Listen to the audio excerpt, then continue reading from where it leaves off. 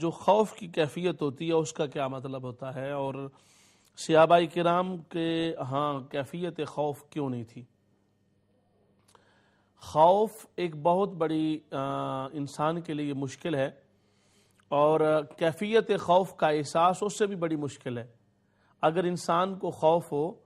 اور وہ ڈرتا ہو تو اس کی زندگی اجیرن بن کے رہ جاتی ہے، اور اس کا گھریلو سکون تباہ ہوتا ہے، معاشرے کا سکون تباہ ہوتا ہے، اور ملکوں کے ملک خوف کی لپیٹ میں آ کر ان کے پاس امن و آشتی اور صحت و سلامتی کا نہ ہونا ایک عذاب بن جاتا ہے۔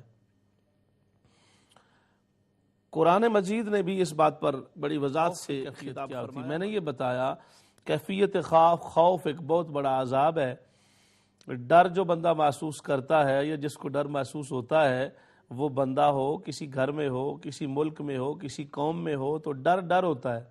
اور جو بندہ ڈرتا ہے اس کو کسی وجہ سے بہت بڑی نعمتیں بھی مل جائیں تو ڈر کے مقابلے کی کوئی نعمت نہیں ہے۔ تو خوف کا معنی ڈر ہی ہوتا ہے، اس لیے میں ڈر اور خوف دونوں معنی بیان کر رہا ہوں۔ قرآن مجید نے جب نبی پاک صلی اللہ علیہ وآلہ وسلم سے یہ ارشاد فرمایا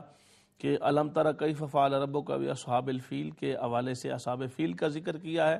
اور پھر آگے چاہ کے جب قریش کا ذکر کیا تو فرمایا لإیلاف قریش ایلافہم رحلۃ الشتاء والصیف فلیعبدوا رب ھذا البیت الذی اطعمہم من جوع وآمنہم من خوف۔ ان کو چاہیے کہ اس گھر کے رب کی اور پروردگار کی عبادت کریں جس نے ان کو بھوک سے نجات عطا فرمائی اور خوف سے امن عطا کیا۔ تو دو بہت بڑے عذاب ہوتے ہیں، بھوک کا عذاب اور خوف کا عذاب۔ کہ خوف ایک اتنا بڑا عذاب ہے جس کا ذکر قرآن مجید نے کیا، اور جب اللہ تبارک و تعالیٰ نے قریش سے ہاتھی والوں کو بھگا دیا اور ہاتھی والوں کو شکست دے دی، تو اس کے پس منظر میں اللہ تبارک و تعالیٰ نے قریش والوں کو کہا کہ تم ذرا سوچو تو صحیح کہ تمہارا کعبے سے تعلق ہے، اور کعبہ مکرمہ سے اور مشرفہ سے تعلق ہونے کی بنیاد پر تم آرام سے بیٹھے رہے، اور اللہ نے اپنی شان کے مطابق اپنے گھر کا ڈیفنس کر لیا، دفاع کر لیا، اور تمہیں ایک خوف سے امن مل گیا، بھوک کے عذاب سے نجات مل گئی اور خوف کے عذاب سے امن مل گیا۔ آج پوری دنیا ان دو عذابوں کے اندر گرفتار ہے۔ اتنی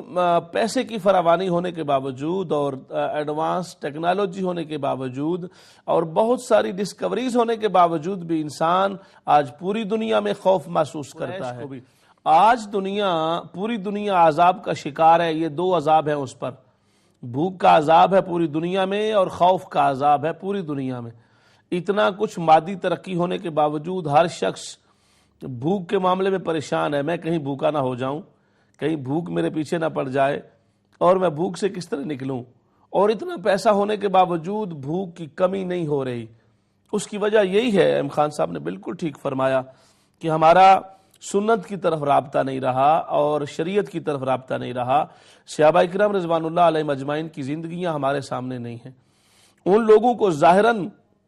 ان کے جسم پہ 35 ٹانکے لگے ہیں، مگر بہت بڑی طاقت کے حکمران کے سامنے کھڑا ہو کے صحابی کہہ رہا ہے کہ میں تمہارے سامنے دعوت لے کے آیا ہوں کہ میں جس نبی کا کلمہ پڑھتا ہوں اس نبی کا کلمہ پڑھ لو اور تم امن میں آ جاؤ گے۔ تو بادشاہ نے آگے سے یہ کہا، تم نے میرا کر و فر، میرے سونا، میرے جواہرات، میرے زیور، میری دنیا، یہ سارے معاملات ٹھاٹ باٹ تم نے نہیں دیکھی۔ اتنی ہزاروں کی فوج میرے سامنے کھڑی ہے، اٹینشن میرے اشارے کے انتظار کر رہی ہے، اور میرے تخت پر سجا ہوا جو تاج ہے اور تخت ہے اور مرصع اور جڑے ہوئے موتی اور ہیرے ہیں، یہ تمہیں نظر نہیں آ رہے؟ تو صحابی کا جواب یہ تھا کہ یہ باتیں جن سے تم دلچسپی رکھتے ہو، ہمیں ان باتوں سے کوئی دلچسپی نہیں ہے۔ اس نے کہا تمہارے جسم پر ٹانکے لگے ہیں، میں تمہیں پیسے دیتا ہوں، خوبصورت کپڑے جا کے پہنو، اپنی بیوی کے لیے کپڑے اچھے اچھے خریدو، اپنے بچوں کے لیے خوبصورت لباس اور بیوی کا زیورات لے کے جاؤ، تمہارے گھر میں خوشی کی لہر دوڑ جائے گی۔ یہ تم فقیروں والا لباس اتار کے جاؤ گے تو تمہیں زندگی گزارنے کا مزہ آ جائے گا۔ صحابی کا جواب یہ تھا، مجھے ایسی زندگی نہیں چاہیے، ہم لوگ موت سے پیار کرتے ہیں، زندگی سے پیار نہیں، اور بھوک کے عذاب میں مبتلا ہے۔ اور یہ خوف اور بھوک کا عذاب اتنی بڑی ٹیکنالوجی، اتنا ایڈوانس دور اور زمانہ اور اتنی بڑی ترقی ہونے کے باوجود بھی دنیا اس کو ختم نہیں کر سکی۔ اور میں نے آپ کو بتایا کہ طاقت کا، زمانے کی طاقت کا بادشاہ اور حکمران سے ابھی سے کہہ رہا ہے تیرے جسم پر پھٹے پرانے کپڑے ہیں، تو مجھے غریب اور فقیر لگتا ہے، میرے پاس جواہرات ہیں، ہیرے ہیں، موتی ہیں، ڈائمنڈز ہیں، گولڈ ہے اور میرے پاس پیسہ ہے، اور میں ہزاروں کی تعداد پر مبنی فوج کا حاکم اعلیٰ ہوں دنیا میں، زمین پر، میں تمہیں پیسے دیتا ہوں، لے جاؤ، اپنے خاندان کو دو، قبیلے کو دو، انجوائے کرو، لائف کو انجوائے کرو۔ مگر قربان جائیں صحابی کی عظمت پر، وہ کہتا ہے ہمارے نزدیک یہ لائف انجوائے کرنے کے لیے ہے ہی نہیں، یہ زندگی ہے اگلی زندگی کو بنانے کے لیے، اور تم مجھے اس زندگی کو بنانے کی بات کر رہے ہو۔ مجھے مدینے والی سرکار نے اس اگلی زندگی کو بنانے کی ترغیب دی ہے اور میں اسی کا فیض لے کر آیا ہوں۔ تم زندگی کی بات کرتے ہو، ہم موت سے پیار کرتے ہیں، اور اللہ کے لیے مر جانا اور موت سے ہمکنار ہو جانا ہم اپنی زندگی کی معراج سمجھتے ہیں۔ مجھے تمہاری دولت نہیں چاہیے، مجھے تمہارا پیسہ نہیں چاہیے، اور مجھے تمہارا کسی طرح کا کوئی لالچ نہیں چاہیے، مجھے ان باتوں سے کوئی غرض ہی نہیں ہے۔ میں جو تیرے پاس اپنے آقا کا پیغام لے کے آیا ہوں وہ پیغام تجھے دینا ہے۔ اگر وہ پیسے لے لیتے اور سارا کچھ ہو جاتا تو آج اس صحابی کا عمل دنیا کے لیے منارہ نور نہ بنتا، مگر وہ بڑے بڑے مخملی فروش پر، فرش پر اور فرشوں پر بیٹھنے والے اور مرصع اور جڑے ہوئے موتی اور جواہرات کے تختوں پر متمکن ہونے والے، ان کو تو وقت نے بھلا دیا، لیکن وہ پھٹے پرانے چیتڑے پہن کر جانے والے لوگ مگر حق کی بولی بولنے والے تھے، ان کو آج تک دنیا یاد کر رہی ہے۔ جگر راہ وفا میں نقش کچھ ایسے چھوڑ آیا ہوں کہ جس منزل سے گزرا ہوں وہ اب تک یاد کرتی ہے، اور میں اتنی وفا لے کے رحمت تو لنگیاں کہ گرد سفر آشنا بن گئی ہے۔ یہ صحابہ کرام جس راستے پر گزرتے گئے، آقا کا کمال بھی یہی تھا، جدھر بھی گئے وہ کرم ہی کرتے گئے، کسی نے مانگا نہ مانگا، وہ جھولی بھرتے گئے۔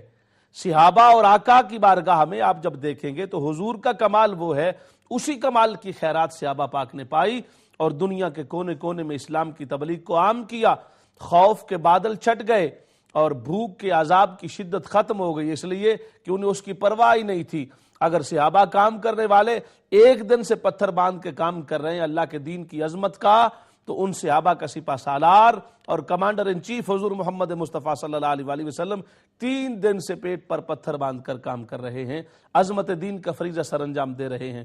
تو اس لیے